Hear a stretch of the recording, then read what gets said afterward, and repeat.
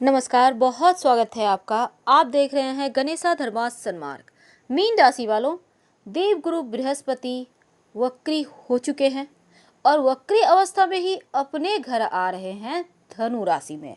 अब ऐसे में आप मीन राशि वालों के जीवन पर इसका क्या प्रभाव पड़ेगा पूरे 142 दिनों तक, क्योंकि 30 जून की शाम 4:23 पर देवगुरु आ रहे हैं धनु राशि में और पूरे 110 सालों के बाद कोई शुभ ग्रह, खासकर देवगुरु बृहस्पति वक्री अवस्था में अपने घर आ रहे हैं, त्रिकोण में आ रहे हैं और यहाँ पर उनको साथ मिल रहा है केतु का।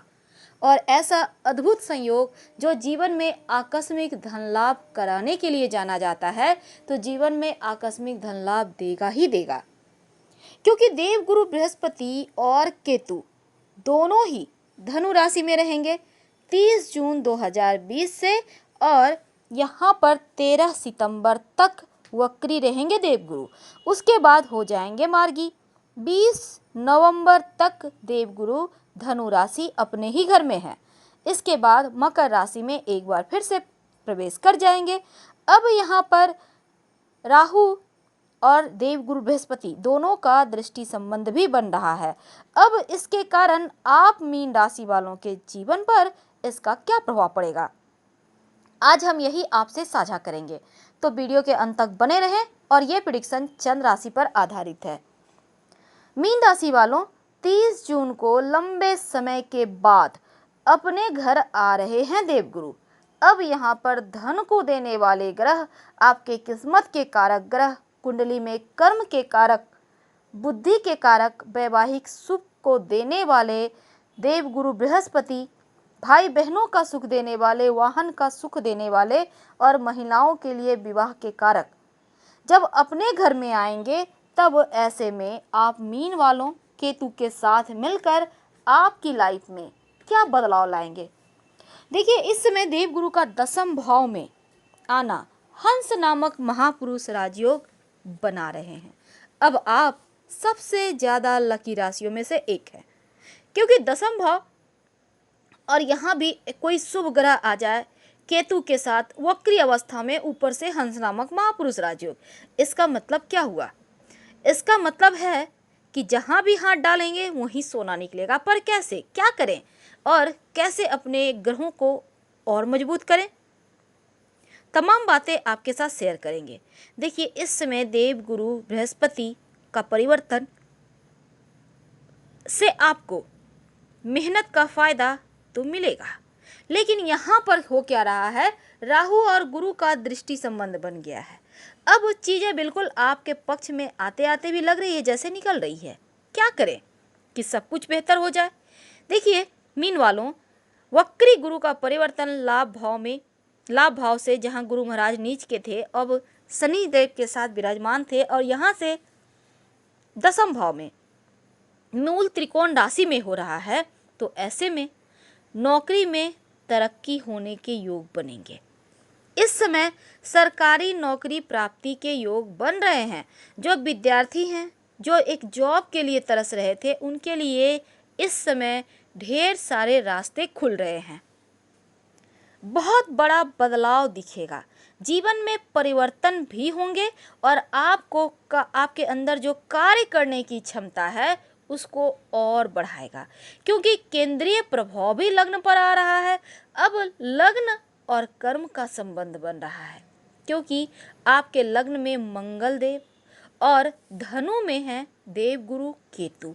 मंगल गुरु को देखेंगे, तब इन दोनों का संबंध आपके जीवन में छप्पर फाड़ सफलताएं भी देंगे। दूसरी तरफ यहाँ आपके पिता के स्वास्थ्य में धीरे धीरे सुधार भी होगा और उनके साथ रिश्तों में अब गर्माहट आएगी, मधुरता आएगी। वैसे तो मंगल मीन राशि वालों के लिए धन और भाग्य के स्वामी हो जाते हैं और लग्न में है। अब मंगल और केतु गुरु का संयोग आपके जीवन में सफलता के द्वार खोलेंगे, लेकिन राहु देव का दृष्टिगत संबंध बनने के कारण कुछ चीज़ों में अड़चने भी आएगी और उसको बेहतर कैसे करें ये भी हम आपको बताएंगे। तो देखिए, यहाँ पर आपको पिता का साथ मिल रहा है और सहयोग भी मिलेगा। आपका पारिवारिक जीवन बेहतर होगा। जिसके लिए देवगुरु जाने जाते हैं वो तमाम चीज़ें आपके जीवन में देंगे। आपकी वाणी की क्षमता बढ़ेगी, आप बहुत खूबसूरत बोलेंगे, लोग आपको सुनना भी पसंद करेंगे और आपके बातों को फॉलो भी करेंगे। यानी लोग अब अभी तक तो मीन वालों का सलाह मशवरा तो ले ही रहे थे, लेकिन अब आपको सर्वे सर्वा कहीं न मान बैठे, ऐसा भी हो सकता है। खासकर अगर सरकारी क्षेत्र में कोई काम आपका अटका हुआ है या फिर आपको कोई लाभ लेना है, तो यकीनन यहाँ पर संभावना बढ़ रही है। आपका अपना मकान, भूमि, भवन, जायदाद, गाड़ी वगैरह लेने के योग बनते हैं। तो इसके लिए आप तैयार रहिए, क्योंकि बहुत अच्छा मौका आपको मिलेगा। इस समय अगर आप चूंकि कर्म की गति को यहाँ मजबूत कर रहे हैं, आपको सफलता मिल रही है, तो आपका रुका हुआ तमाम कार्य पूरे होने के साथ शत्रु पक्ष पर विजय भी मिलेगी। यानी पुलिस केस, अड़चने, परेशानियाँ, तनाव से मुक्ति मिलेगी। कोर्ट कचहरी में लंबित मामले हैं तो बहुत तेजी से आगे बढ़ेंगे। लेकिन लव लाइफ के लिए मिला जुला हुआ है, लेकिन फिर भी आपको जो अभी तक तमाम लॉस हुआ है वो रिकवरी भी करेंगे एक बार फिर से। दूसरी तरफ आपको मेहनत का फायदा कम होगा, क्योंकि राहु का दृष्टि संबंध बन रहा है। थोड़ी सी माँ के स्वास्थ्य को लेकर चिंताएं होंगी। एक तरफ तो सब कुछ देने को तैयार है, आपको मिल रही है, शुक्र का भी बहुत ही खूबसूरत सा यहाँ पर आपको मंगल का भी फल मिल रहा है, लेकिन राहु देव अड़चने डाल रहे हैं। यानी कोई आपको देने को तैयार है, लेकिन बीच में है कोई आपके, अब मान लेते हैं आप पंडित जी के पास गए हैं, वो आपको प्रसाद दे रहे हैं, लेकिन इस बीच कोई और हाथ बढ़ा देता है, आप नहीं ले पाते। बिल्कुल यही करेंगे राहु देव आपके साथ। आपका एन वक्त पे मौका नहीं ना चूक जाए, ऐसी संभावना बनाएंगे। इससे बचने के लिए क्या करें ये भी हम आपको बताएंगे। तो इस समय आपको थोड़ा सा तनाव है, हालांकि लोगों से मदद मिलेगी, लेकिन फिर भी तनाव तो बढ़ रहा है। लगेगा जैसे कुछ अधूरापन है, क्योंकि ये अधूरापन राहु की वजह से आएगा। और आपका बिजनेस, व्यापार, पारिवारिक जीवन, हर जगह आप लगेंगे जैसे फंस गए हैं। कहीं भी चीज़ें बेहतर नहीं हो पा रही है। अब घबराहट तो होगी ही, क्योंकि सब कुछ बेहतर हो और राहु देव यहाँ पर कुदृष्टि डाल रहे हैं, आपका कोई शत्रु है वो परेशान कर रहा है, तब यहाँ पर परेशानी बढ़ रही है। अपने स्वास्थ्य का ख्याल रखना है, खासकर पेट का ख्याल रखें, ओवरवेट से बचें, गैस वगैरह की समस्या न परेशान करे।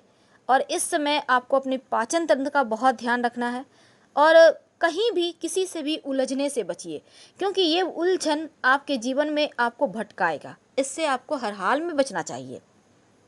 लेकिन दूसरी तरफ आपका कॉन्फिडेंस चूंकि बढ़ा हुआ है, तो यहाँ पर आप सही समय पर अगर बिना वक्त गवाए सही निर्णय ले लेते हैं, आप अपने से बड़ों की सलाह से भी ले सकते हैं, तो यकीनन बड़ी समस्या हल हो जाएगी।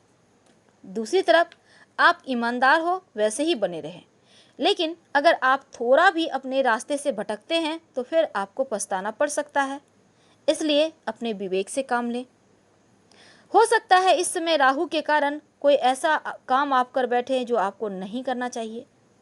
इसलिए देवगुरु बृहस्पति के वक्र स्थिति में अच्छे फल तो दे रहे हैं, पर अब क्या करें, कैसे इन चीज़ों से बचें।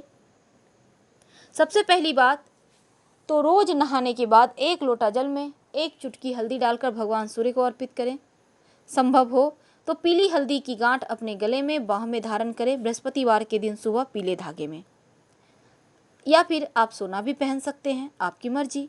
हमने सोना इसलिए नहीं कहा क्योंकि हर किसी के पास सोना होता नहीं, होता भी है तो लोग डेली यूज़ में नहीं पहनते, क्योंकि बहुत महंगा हो गया, होने का भी डर है।